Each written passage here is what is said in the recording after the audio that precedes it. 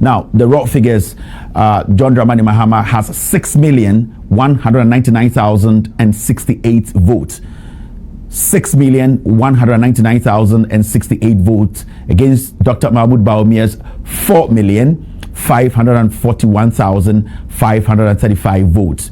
So far, 38,000 polling stations out of the 40,000 polling stations are in.